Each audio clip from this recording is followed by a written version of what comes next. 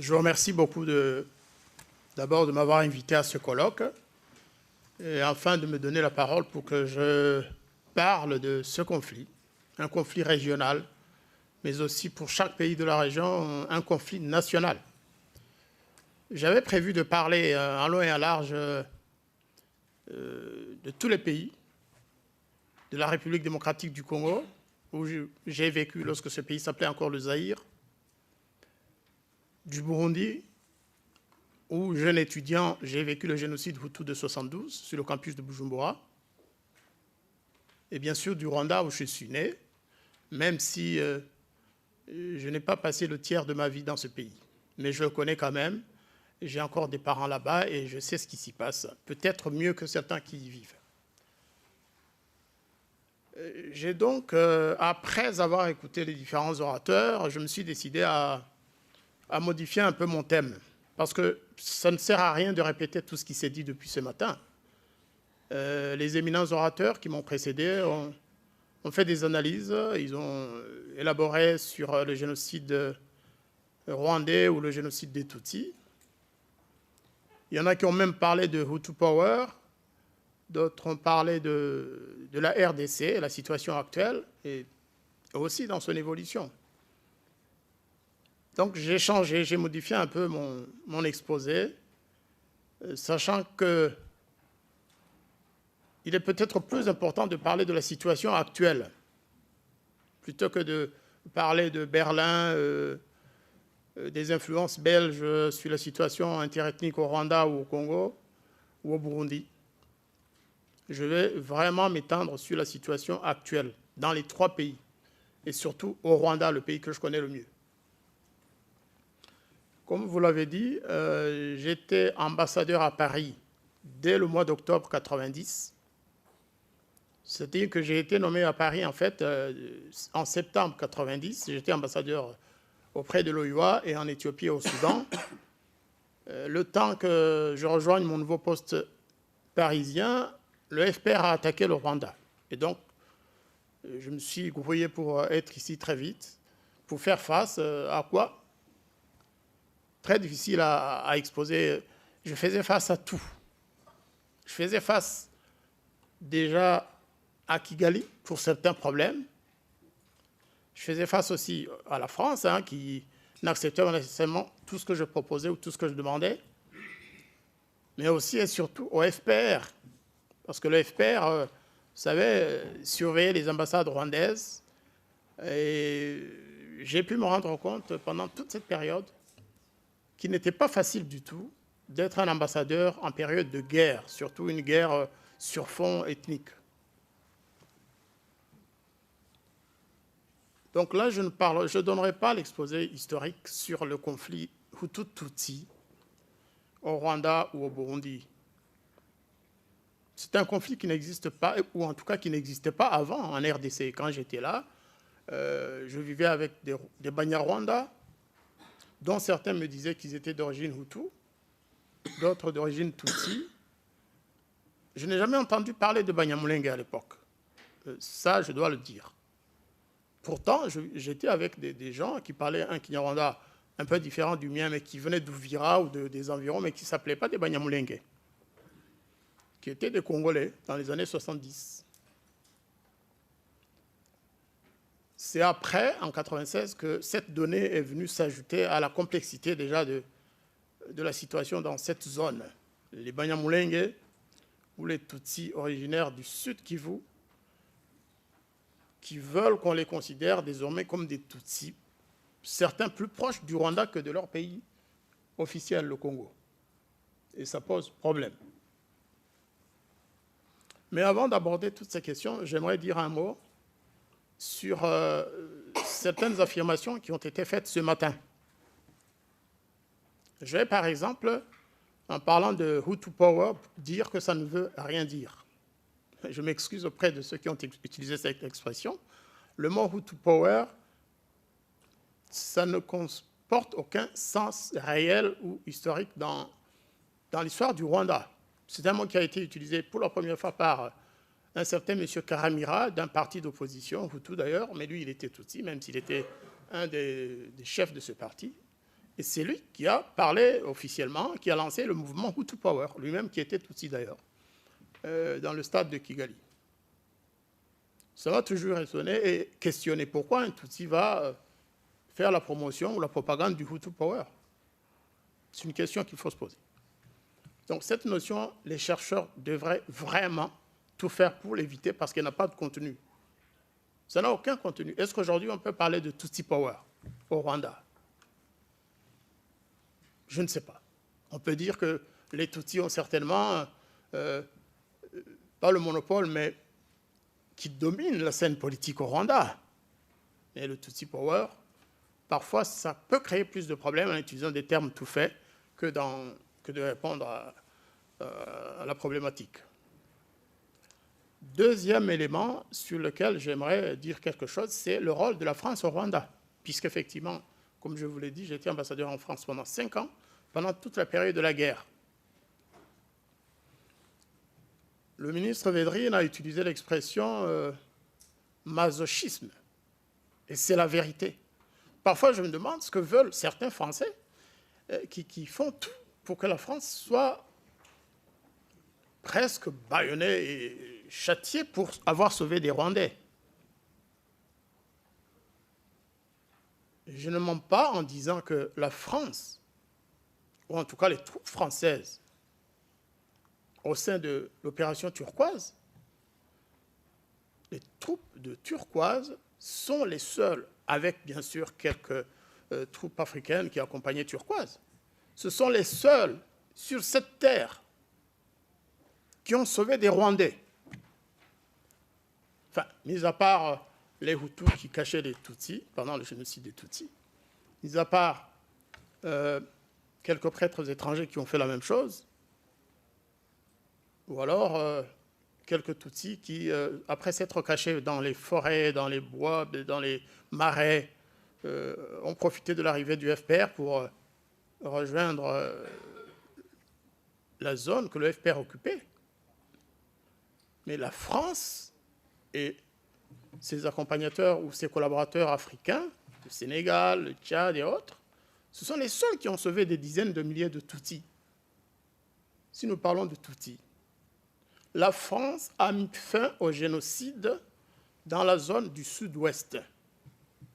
C'est une réalité. Moi, j'ai visité la zone turquoise en août 1994 en tant que ministre des Affaires étrangères.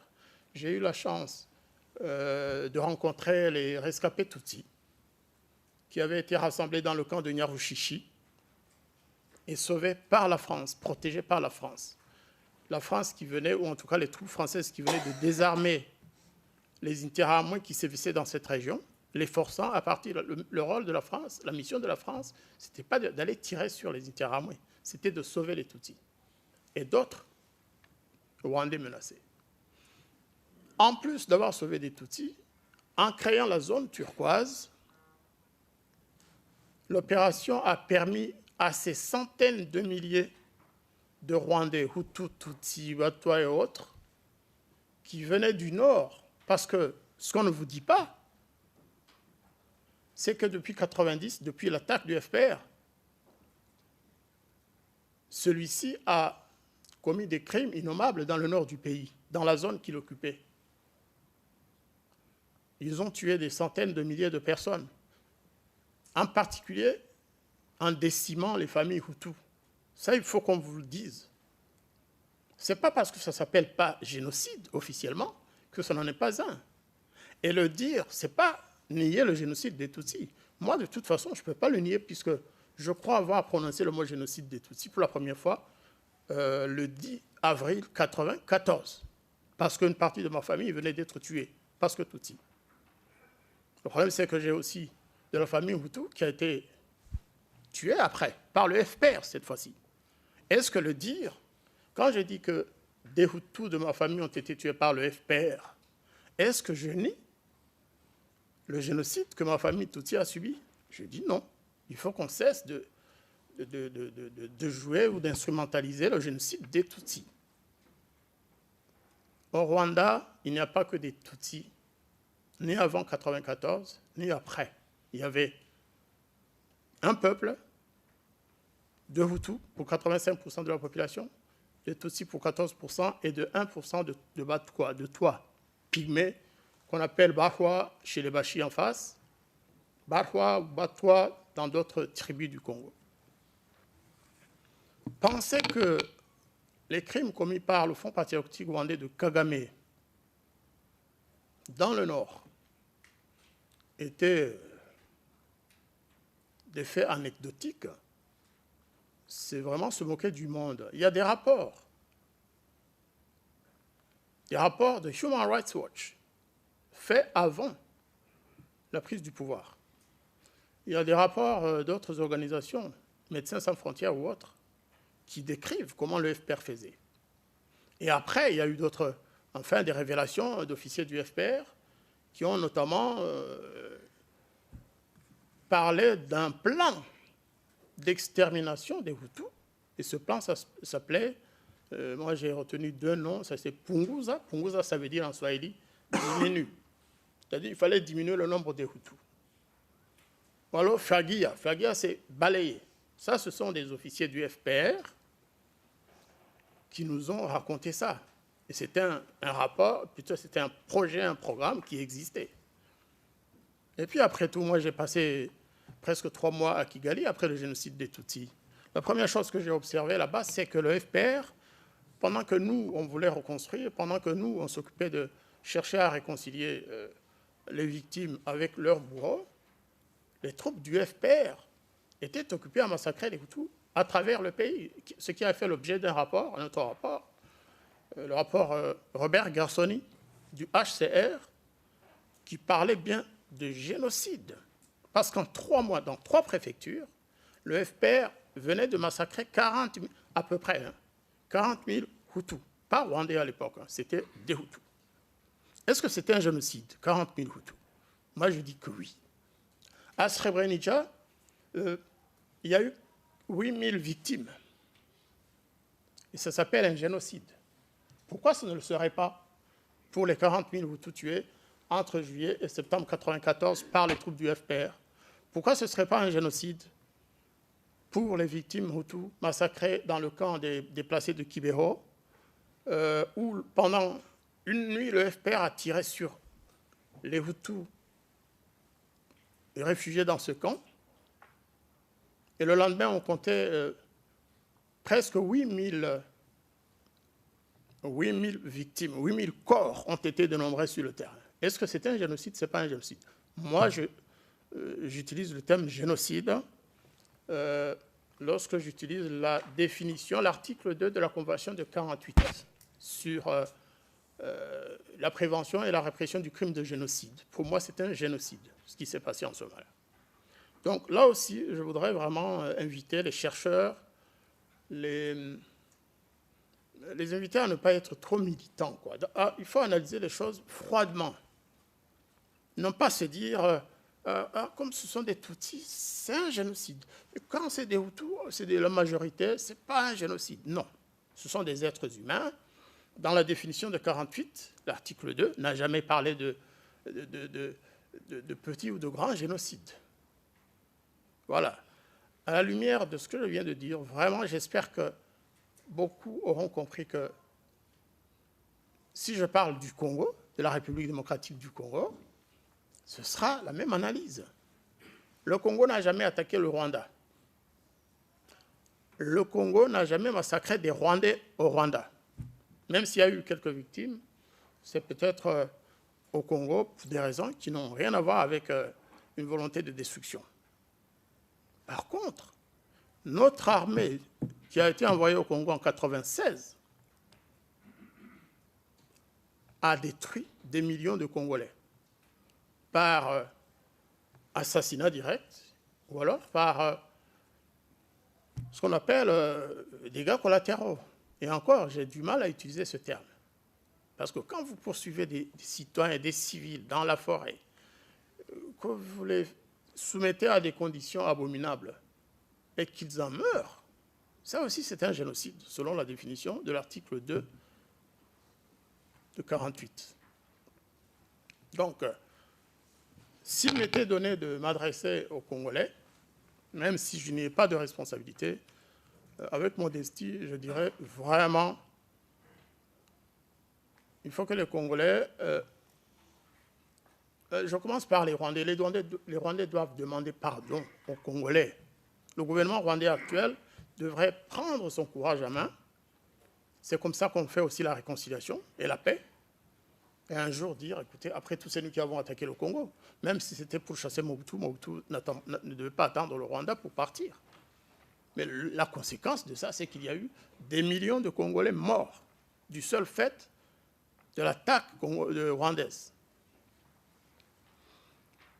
Je ne vais pas en dire plus, mais je suis de ceux qui soutiennent, comme le docteur Mukwege, qui soutiennent que le rapport mapping sorti du rapport des Nations Unies sur les crimes commis au Congo, des crimes qui concernent aussi bien les Rwandais que les Congolais d'ailleurs, il ne faut pas que la communauté internationale, il ne faut pas que la France, il ne faut pas que les États-Unis et le monde civilisé laissent passer ce rapport mapping. Il y a d'autres rapports qui ont été cachés dans les tiroirs.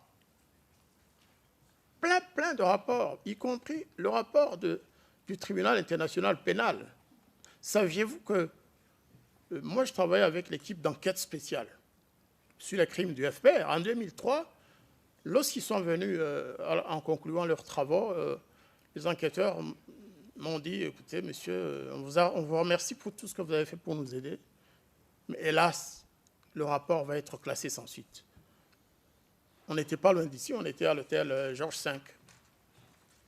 J'ai dit, comment vous dites? Oui, on nous a demandé de classer ce rapport. C'était un grand rapport qui concluait que le FPR avait commis un génocide au Rwanda pour la période concernée, c'est-à-dire pour 1994. 1er janvier 1994, 31 décembre 1994.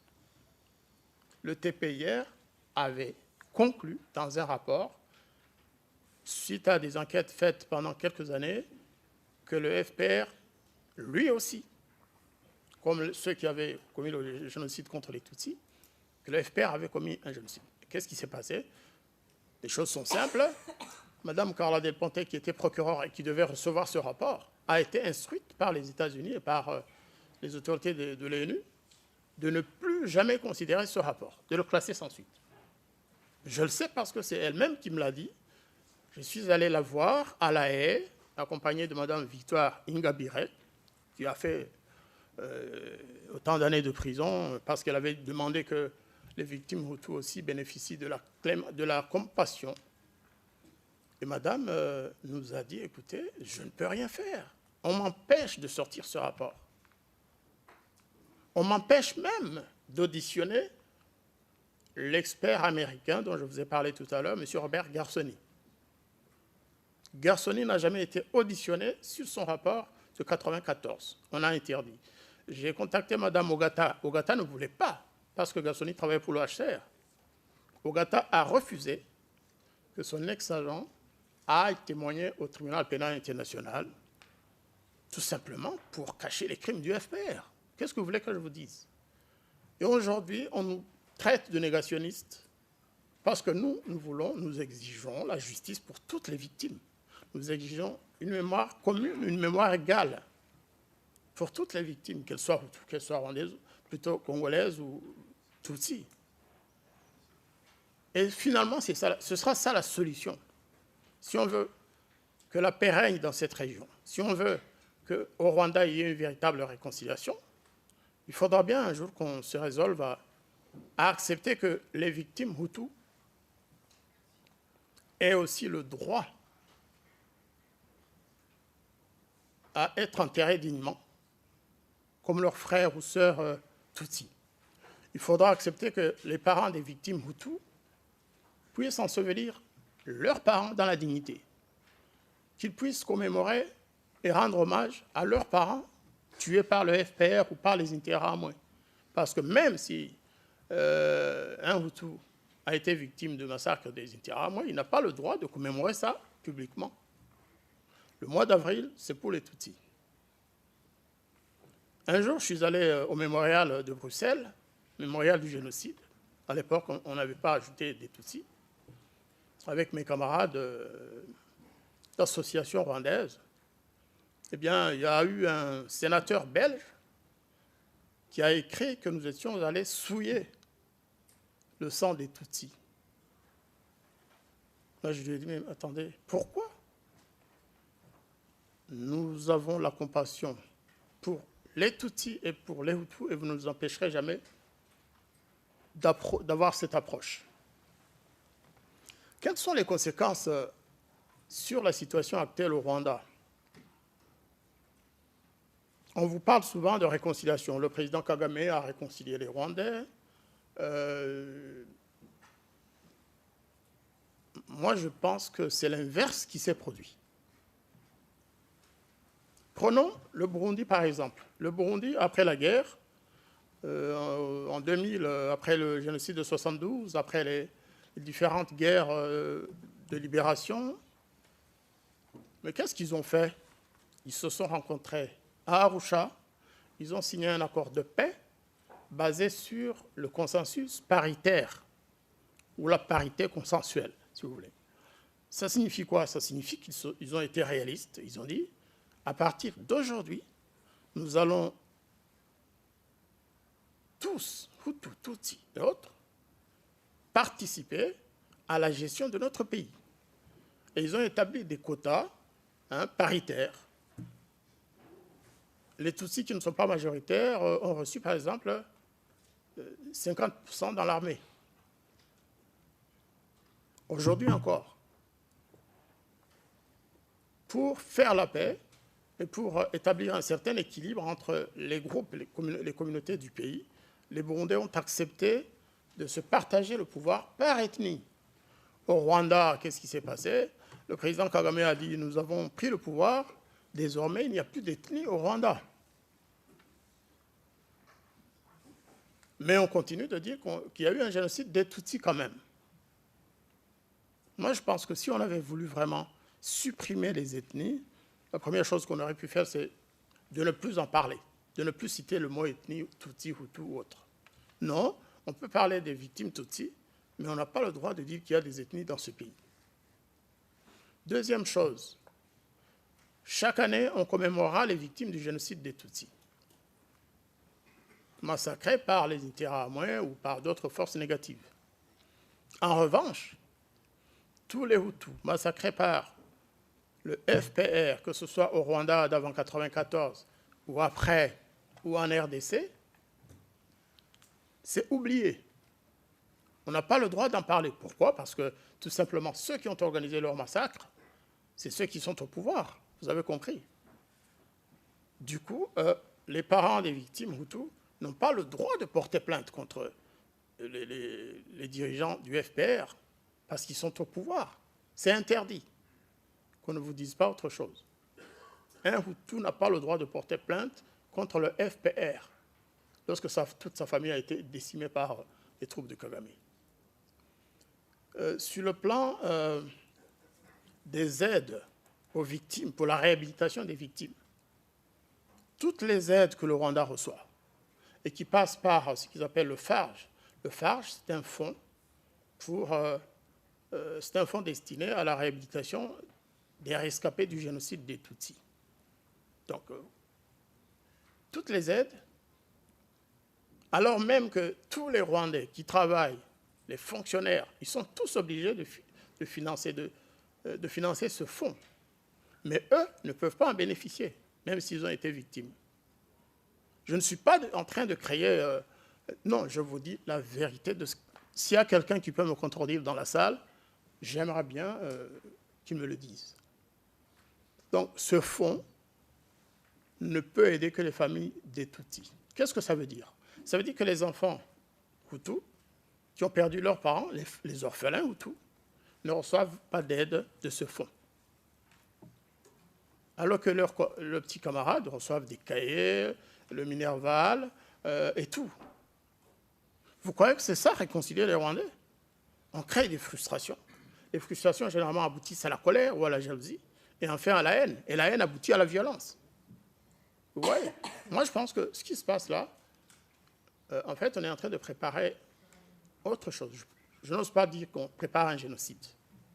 Mais souvent, ça dans le contexte rwandais où le fait ethnique est vraiment exacerbé, moi j'ai peur. J'ai peur qu'un jour, si les autres arrivent à se rattraper, à avoir les moyens de se défendre, eh bien, ça se passera très très mal.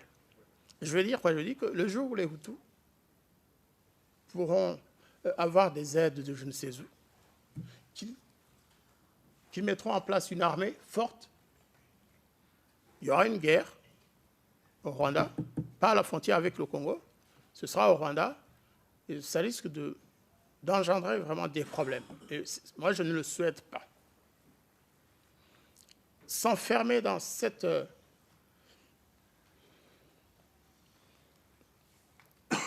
croyance que tout va bien, que le président Kagame, c'est le héros de la réconciliation, qui développe le pays, c'est une erreur monumentale. Avant 90, on croyait que le président Habyarimana était un homme providentiel. À certains égards, c'était peut-être vrai, mais ce n'était pas vrai de manière absolue. La question des réfugiés, on a aujourd'hui encore quelques centaines de milliers de réfugiés rwandais à travers le monde. Hutus de manière générale, mais de plus en plus aussi de réfugiés Tutsis qui quittent le navire. Des généraux, des officiers de rangs différents, de citoyens ordinaires, Tutsis, qui ne peuvent plus supporter ce système qui les favorise, mais qui crée le danger. Tiens, il y a 2 semaines, ou 3, le 17 février,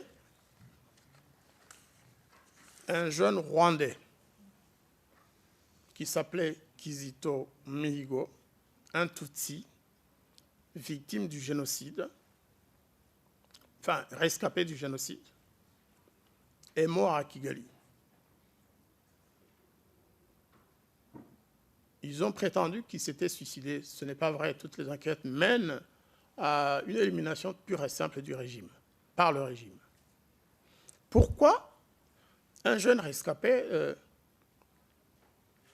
est devenu une cible du régime du FPR? Tout simplement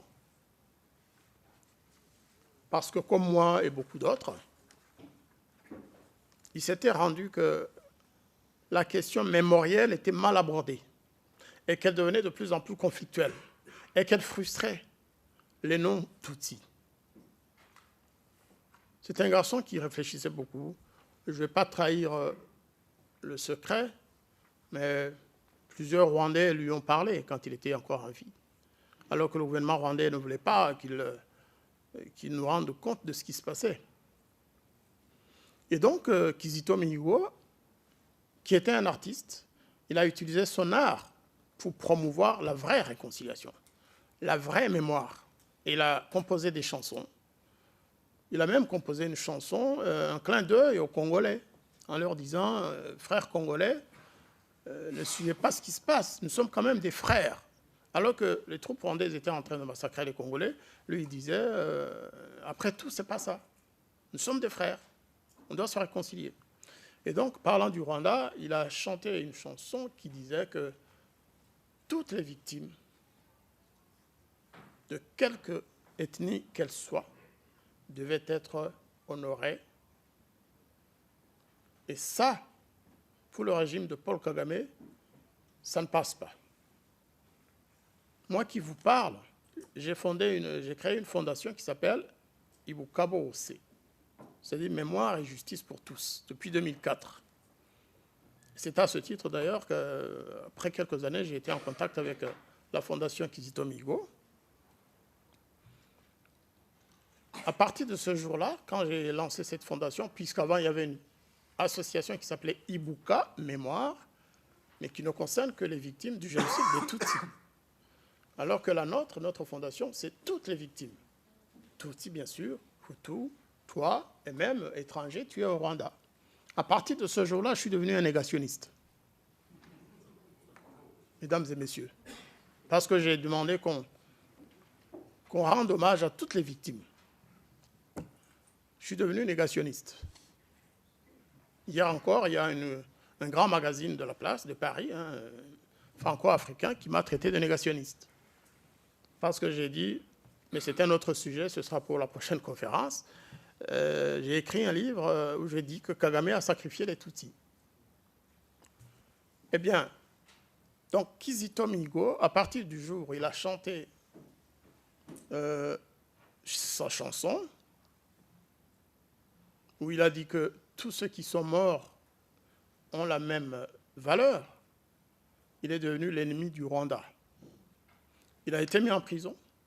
On lui a inventé des crimes. On a dit qu'il voulait assassiner le président Kagame. Il a été condamné à 10 ans.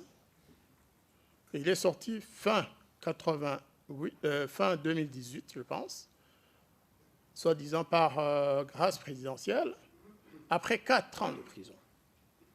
Victoire Ingabire, qui avait en 2010, elle aussi prononcé une phrase de ce genre, elle a écopé de 15 ans, parce qu'elle a dit que les victimes Hutus avaient aussi le droit d'avoir une certaine justice et d'être honorés comme des citoyens rwandais, que c'est ça la réconciliation. 15 ans de prison. Elle est sortie au bout de 8 ans, je pense. C'est pour vous dire l'enjeu de cette question mémorielle. C'est un enjeu énorme pour le président Kagame. Parce que si vous dites que les Hutus ont le droit aussi à la mémoire, et qu'il faudrait une mémoire nationale, c'est que vous insinuez que le FPR a massacré des Rwandais. Ceux qui n'ont pas été assassinés par les Interahamwe, ipso facto, ça veut dire que c'est Kagame et son armée qui les ont assassinés. Ça, il ne veut pas. Quand vous dites que le Congo a perdu des millions, si vous le dites au Rwanda en tout cas, vous avez des problèmes. Si vous dites que la présence de l'armée rwandaise au Congo a entraîné des millions de morts, faites attention de ne pas le dire à Kigali. Et c'est cela qui me conduit à dire que tout le reste, c'est bien. Une capitale propre. C'est ce qu'on disait de Kigali avant 90. S'il y a ici des Congolais de Bukavu, de Goma, ils savent qu'avant 90, puisque la poste n'existait plus à Bukavu, hein, les bureaux de poste avaient fermé pour je ne sais pas, Mobutu, je ne sais pas quel phénomène l'avait conduit à ne plus entretenir le réseau postal. En tout cas, il n'y en avait plus. Un de mes frères, malin, avait créé des boîtes postales à la frontière, à la Rusizi. Et tous les Bukaviens venaient déposer leur courrier chez nous et les retiraient. Ils avaient en fait ouvert des boîtes postales à Tchangougou. À Gisenyi, c'était la même chose. Donc ça, c'est du... À la limite, je dis que c'est secondaire. La propreté, les infrastructures. La Syrie était un pays des plus développés dans la région, dans sa région. Allez en Syrie aujourd'hui, vous allez voir. C'est-à-dire que si la politique ne marche pas, c'est bien d'avoir des immeubles, mais les immeubles, ça tombe en 24 heures. Il faut d'abord construire un pays, construire une nation. C'est ce que le Mzee Nyerere a fait. La Tanzanie n'est peut-être pas un pays riche, au sens bling-bling, mais la Tanzanie est une nation solide et forte. Et c'est ça que les Rwandais devraient peut-être retenir comme modèle plutôt que Singapour. Ça ne sert à rien de construire des immeubles, ça ne sert à rien de construire Arena si une partie de la population, 85% de la population, est frustrée du fait d'être marginalisée et exclue politiquement et dans d'autres domaines. Je ne vous ai pas dit qu'au Rwanda, l'armée du FPR est à 99% composée de Tutsis. Tous les officiers, le haut commandement, ce sont des Tutsis. C'est une erreur grave, gravissime. On ne peut pas construire un apartheid de ce genre et penser réconcilier un peuple. Mesdames et messieurs, j'ai peut-être parlé avec passion, mais c'est normal lorsque je parle de mon peuple et de ces deux composantes, Hutu et Tutsi, parce que j'appartiens aux deux. Ça peut être une chance, parfois, parce que ça vous permet de comprendre. C'est aussi une douleur, ça constitue une douleur énorme. Lorsque vous vous sentez tiraillé des deux côtés, on vous dit non, non, non, ne parlez pas des Hutus. Mais pourquoi pas? Mais cela est valable aussi pour tous les autres Rwandais. Ce n'est pas que d'être né des deux côtés qu'on ait nécessairement des atouts. Non. Il faut respecter le principe d'égalité citoyenne au Rwanda, comme cela est respecté dans tous les autres pays. J'avais d'autres sujets que je voulais développer, mais je vous vois et je sens que vous commencez à vous fatiguer de mon discours. Pas du tout, mais on est un peu en retard. On n'a pas assez de temps. Je vais donc en arrêter là. Et une fois encore, vraiment, je m'incline humblement devant mes frères congolais en leur disant qu'il faut, dans le discours que certains Congolais utilisent à la radio, à la télévision, il faut éviter d'amalgamer. Tous les Rwandais ne sont pas avec le président Kagame, vous savez. Il y a des Rwandais qui souffrent plus de Kagame que les Congolais. Donc, il faut nuancer. Et même, j'irai plus loin, il faut créer une synergie entre les forces progressistes de notre région. Il faut que les Congolais qui veulent le changement, les Rwandais qui veulent un changement positif, les Burundais et Tanzaniens et autres, il faut que de plus en plus ils se mettent ensemble, qu'ils discutent et qu'ils voient comment le faire, comment y arriver en évitant les guerres et surtout en mettant fin à ces régimes despotiques. Je vous remercie beaucoup.